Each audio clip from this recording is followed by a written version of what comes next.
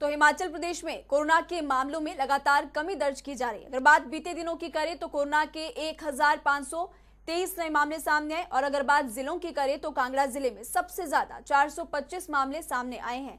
अन्य जिलों की भी आपको जानकारी दे देते हैं। मंडी में 153, सोलन में 157, शिमला में 187, चंबा में 128, कुल्लू जिले में 88 और ऊना जिले में 71 नए कोरोना के मामले बीते 24 घंटों में सामने।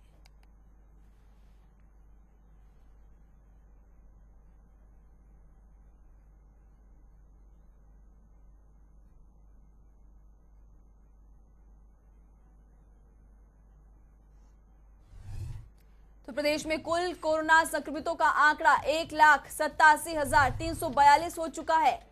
अब तक 1,65,786 लोगों की रिकवरी हो चुकी है। सक्रिय मामलों की संख्या घटकर 18,000 के करीब और इसी के साथ साथ अब तक 3,040 लोगों की कोरोना के कारण मौत हो चुकी है। अब किस जिले में कितने एक्टिव केसेस? बिलासपुर में 1,191 कुल एक्टिव केसेस है। चंबा जिले में 1,131 एक्टिव केसेस। वहीं आपको बता दें कि हमीरपुर जिले में 1,202 सक्रिय केसेस है।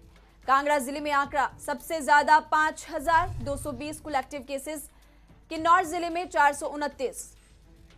वहीं आपको कुल्लू की अगर बताएं बात तो 685 कुल एक्टिव केसेस। लाहौल स्पीति में आंकड़ा 119 है। तो ग्राफिक्स के जरिए किस जिले में कुल कितने एक्टिव केसेस इस वक्त वो आपको बता रहे हैं। शिमला जिले में 2,038 एक्टिव केसेस। तो हिमाचल प्रदेश में कोरोना के जो केसेस है अब वो धीरे धीरे कम हो रही हैं और लेकिन मौतों का जो आंकड़ा है वो अभी भी लगातार बढ़ता ही जा रहा है। कांगड़ा से अनूप धीमान इस खबर पर हमारे साथ ज्यादा जानकारी के लिए लाइव जुड़ चुके हैं। अनूप, कांगड़ा जिले में अभी भी सबसे ज्यादा कुल एक्टिव केसेस और बीते 24 घंटों में भी एक बार फिर से कांगड़ा जिले में सबसे ज्यादा केसेस सामने आए। बिल्कुल महिमा, क्योंकि कांगड़ा सबसे बड़ा जिला है और कांगड़ा में स्थितियां जो है वो बहुत अच्छी अभी तक नहीं कहा जा सकती। बेशक जो है वो एक्टिव केसेस में लगातार कमी जो है वो दर्ज की जा रही है, लेकिन जो मौत का आंकड़ा है महिमा वो लगातार जो है वो पिछले 15 दिन से 20 दिन से 25 के आसपास जो है वो बना हुआ है। हर दिन जो है 20 से 25 लोगों की मौत जो हो गया। अगर मैं कल की बात करूं महिमा तो कल भी 25 लोगों की मौत जो है वो जिला कांगड़ा में हुई। हालांकि जो एक्टिव केसेस हैं उसमें लगातार जो है वो कमी दर्ज की जा रही है। जो आंकड़ा 13,000 के आसपास पहुंच गया था वो अब लगभग जो है वो जो 5,000 के आसपास पहुंच गया, 5,220 ये आंकड़ा पहुंच गया है। लेकिन जो डेथ का आंकड़ा है वो दिन प्रतिदिन बढ़ता जा रहा है। अभी जो मौत का प्रतिशतता है वो 2.10 पहुंच गई है। तो ये कहीं ना कहीं जिला कांगड़ा के लिए कहीं ना कहीं चिंताजनक है, क्योंकि इस तरह से मौत का आंकड़ा बढ़ना जो है वो कहीं ना कहीं प्रशासन को जो है वो कोई अच्छी खबर जो है वो नहीं दे रहा है, लोगों को अच्छी खबर नहीं दे रहा है। हालांकि प्रशासन जो है वो इस चीज से निपटने के लिए जो है वो अपने स्तर पर लगातार प्रयास कर रहा है। अभी मैं अगर जिला कांगड़ा की बात करूं महिमा तो टास्क फोर्स का गठन किया गया है। पंचायत स्तर पर यह टास्क फोर्स का गठन किया गया है, क्योंकि बहुत सारे मामले जो प्रशासन का मामला है कि लोग घरों में अपने इलाज कर रहे थे और टेस्ट नहीं करवा रहे थे और उसकी वजह से ये मौत का आंकड़ा बढ़ा है। क्योंकि जब ऑक्सीजन में उनको प्रॉब्लम हो रही थी, सांस लेने में दिक्कत हो रही थी, तब जाकर के ये लोग हॉस्पिटल पहुंच रहे थे। तो उसी के चलते एक टास्क फोर्स का गठन किया गया है। हर पंचायत में जो पंचायत प्रधान है उनकी देखरेख में ये जो अध्यक्ष होंगे और उसके अलावा जो वहां के सेक्रेटरी, पटवारी, वार्ड मेंबर्स, आंगनबाड़ी कार्यकर्ता, आशा वर्कर और हेल्थ के एमओ, तो ये सारे जो हैं वो उसके मेंबर्स बनाए गए हैं। अपनी तैयारियां मुकम्मल किए हुए हैं। आप हमारे साथ बने रहे अनूप धीमान। बढ़ते हैं अगली खबर की ओर। हिमाचल के मुख्यमंत्री जयराम ठाकुर ने शुक्रवार को कोविड-19 पर समीक्षा बैठक की और इस समीक्षा बैठक में बड़े फैसले लिए गए। आपको बता दें कि हिमाचल प्रदेश में अब अनलॉक की प्रक्रिया शुरू होने जा रही है। 30 मई से सभी दुकानें खोल दी जाएंगी। गौर रहे कि दुकानों का समय सुबह 9 बजे से दोपहर 2 बजे तक निर्धारित किया जाएगा और अब दुकानों को 3 घंटे से बढ़ाकर 5 घंटे खोलने का फैसला किया गया। इसी के साथ साथ प्रदेश के सभी सरकारी दफ्तर 30% वर्किंग कैपेसिटी के साथ खोल दिए जाएंगे। लेकिन प्रदेश के अनलॉक होने में जो सबसे बड़ी बात है वो ये कि हिमाचल में अभी भी प्राइवेट और सरकारी बसें नहीं चलेगी।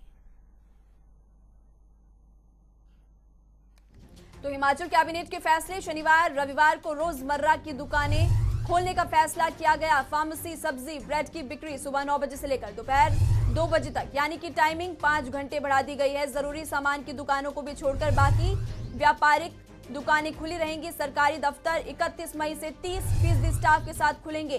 सार्वजनिक परिवहन भी आगामी आदेशों तक निलंबित रहेगा। सभी कार्यालय जहां पर 4 या फिर 4 से कम कर्मचारी है वो पूरी क्षमता के साथ खुले रहेंगे।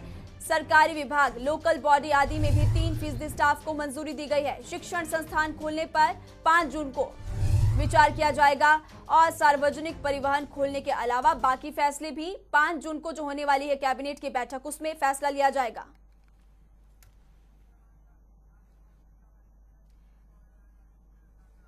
तो ग्राउंड पर हमारे साथ इस वक्त हमारी टीम मौजूद है। शिमला से विकास शर्मा, कुल्लू से हमारे साथ मनमिंदर अरोड़ा और अनूप धीमान भी हमारे साथ कांगड़ा से जुड़े हुए हैं। विकास, सबसे पहले आपका रुख करेंगे। राजधानी शिमला में समीक्षा बैठक हुई, बड़े फैसले सरकार की तरफ से लिए गए। सबसे पहले मैं चाहती हूँ आप हमारे तमाम दर्शकों को जो फैसले लिए गए उनकी विस्तार से जानकारी दें।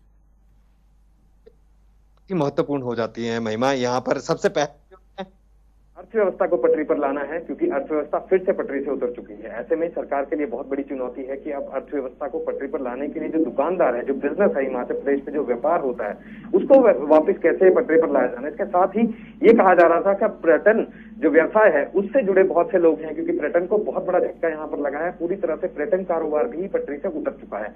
ऐसे में अब सबसे पहले चरणबद्ध तरीके से अब दुकानों को खोला जा रहा है। सबसे पहले ये कहा जा रहा था कि 3 घंटे के लिए जो है वो कर्फ्यू में जो ढील रखी गई थी, अब उसको बढ़ाकर 5 घंटे कर दिया गया है। कल समीक्षा बैठक जो है वो हाई लेवल मीटिंग हुई, जिसमें 4 मंत्रियों ने जो है मुख्यमंत्री के साथ इस बैठक में समीक्षा की और इस पे चर्चा इसी बात को लेकर हुई कि क्या आने वाले दिनों में कोई ऐसी संभावना है कि अब परिवहन व्यवस्था को जो है वो सुचारू रूप से चलाया जा सके, या किस तरह से इस चीज को चलाया जा सकता है, क्योंकि लोगों को बहुत दिक्कतें होंगी अगर सरकारी दफ्तर खोले जाते हैं। क्योंकि ये कहा गया है, जो अभी की जो नोटिफिकेशन है उसमें ये कहा गया है कि जो 30% ऑक्यूपेंसी के साथ जो है 30% कैपेसिटी के साथ जो है अब लोगों को दफ्तर के लिए बुलाया जा रहा है। तो ऐसे में अगर दफ्तर लोग आते हैं तो कैसे आया जाएगा, क्योंकि सरकारी जो बसें हैं वो नहीं चल रही, प्राइवेट बसेस नहीं चल रही, पूरी तरह से पब्लिक ट्रांसपोर्टेशन अब नहीं चल रहा है। तो ऐसे में दिक्कतें बहुत ज्यादा हैं। लोग लगातार इस बात को उठा रहे हैं और सरकार से दरख्वास्त कर रहे हैं कि आप कम से कम राजधानी शिमला या उसके आसपास के इलाकों समेत जो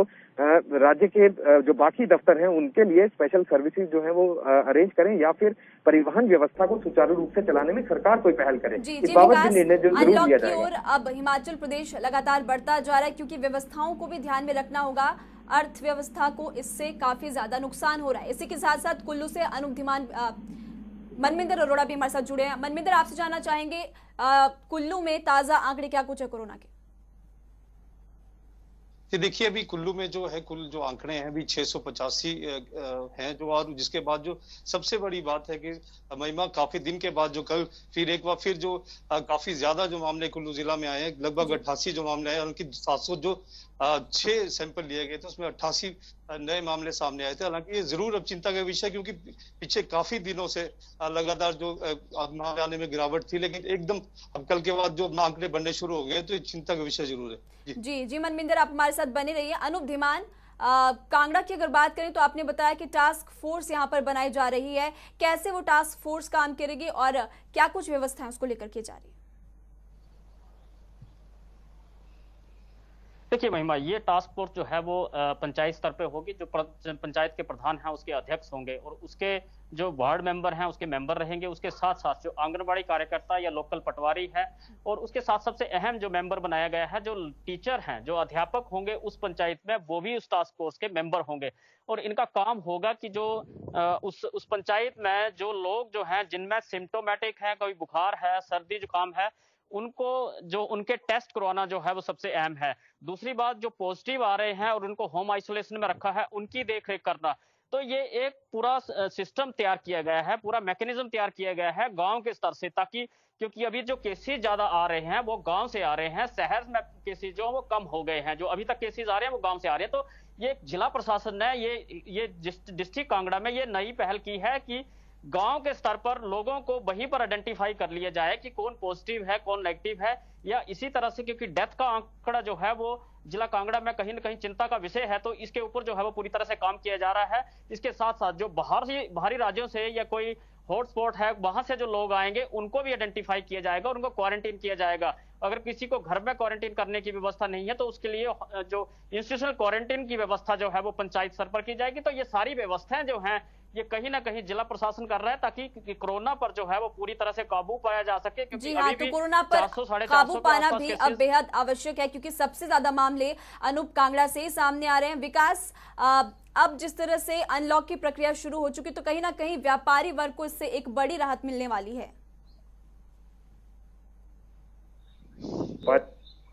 साथ में लोगों को भी राहत मिलेगी, लेकिन संक्रमण का ध्यान जो है वो यहाँ पर रखना होगा, क्योंकि खतरा लगातार बरकरार है।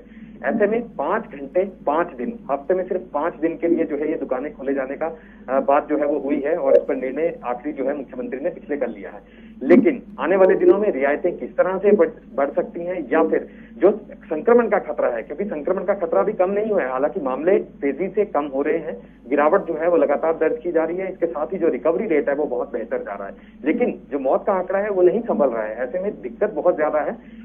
बीते कल हिमाचल प्रदेश में पहली बार ऐसा हुआ कि ब्लैक फंगस से 2 मौतें इकट्ठी हुई हैं, और राजधानी शिमला के जो आईजीएमसी अस्पताल है, जो कि सूबे का सबसे बड़ा अस्पताल है, यहाँ पर ये 2 मौतें रिपोर्ट हुई हैं। ये कहा गया कि ब्लैक फंगस और कोरोना के कारण इनकी मौत हुई है। ब्लैक फंगस जो है वो उनके ब्रेन तक पहुंच गया था, जिसके कारण इनकी मौत हुई। और ये जो 2 मौतें हुई है ब्लैक फंगस के कारण, इनका डायबिटिक ये लोग थे।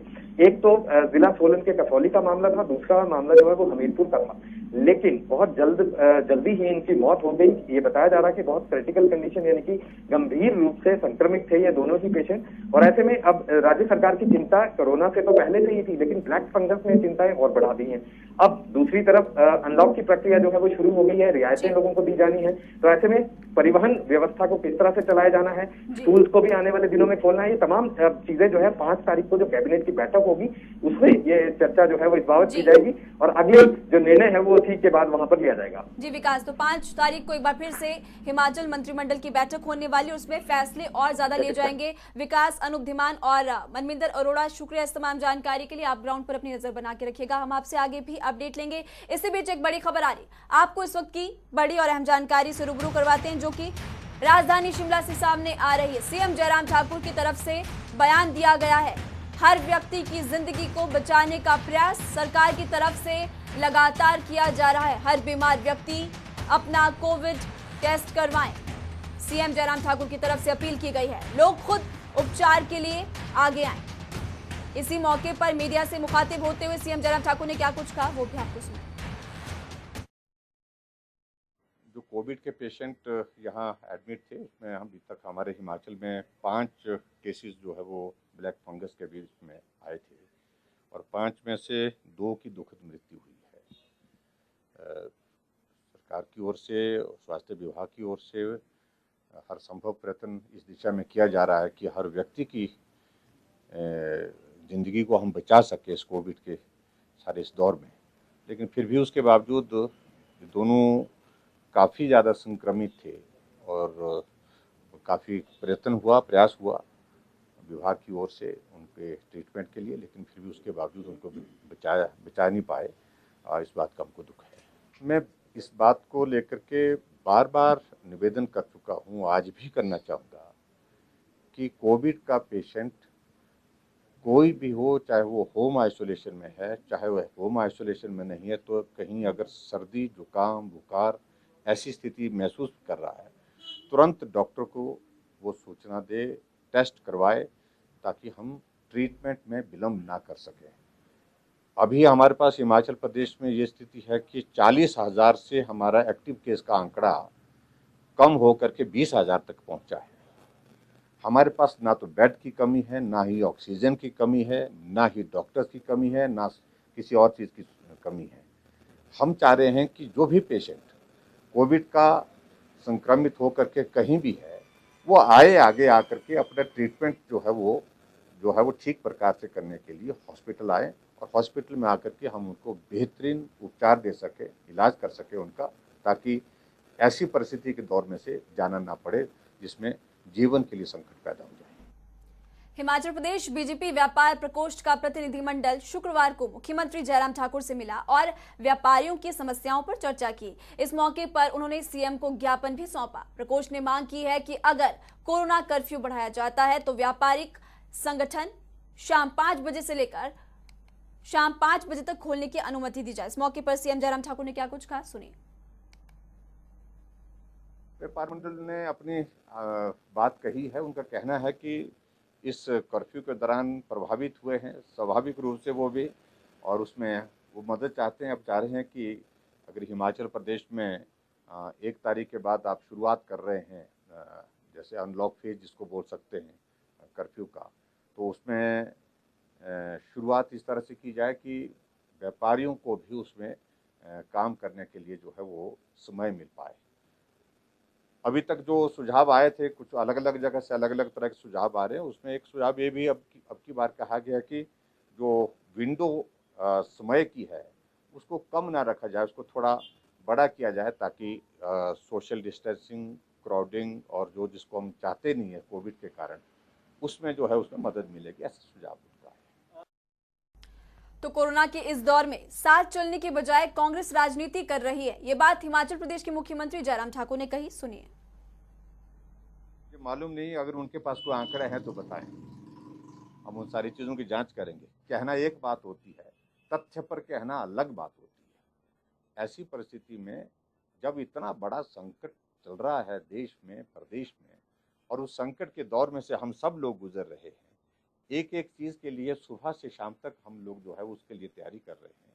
किसी हर एक आदमी की जान की हम इसमें इस संकट में जो है वो बचाने के लिए मदद कर सके उनकी, और उसके बाद इनको सिर्फ राजनीति करनी है, और ये राजनीति ही करते रहेंगे। इसके सिवाय इस संकट में इनका कोई योगदान नहीं होगा, ये इतिहास में लिखा जाएगा।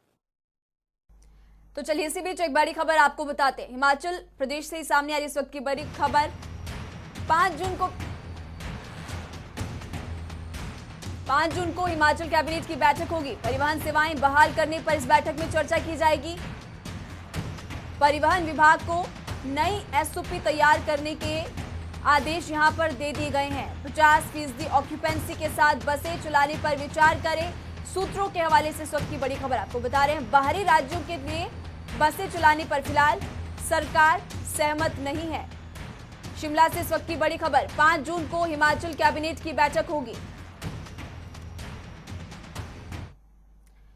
तो हिमाचल प्रदेश में कोरोना के मामलों में लगातार गिरावट दर्ज की जा रही है। वहीं पर हिमाचल प्रदेश में कोरोना वैक्सीनेशन का भी तेजी से अभियान चलाया जा रहा है। क्या कुछ कहना है एनएचएम के निदेशक डॉक्टर निपुण जिंदल का, सुनिए।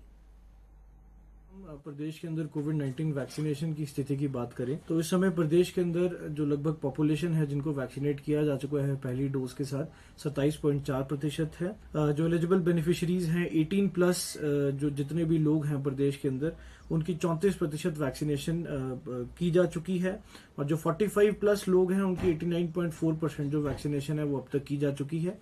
इसमें जो अगर हम 18 से 44 वर्ष के लोगों की बात करें तो कल तक प्रदेश के अंदर 4 सत्र आयोजित किए गए थे, जिसमें 80,119 लोगों को पहली डोज के साथ वैक्सीनेट किया जा चुका है।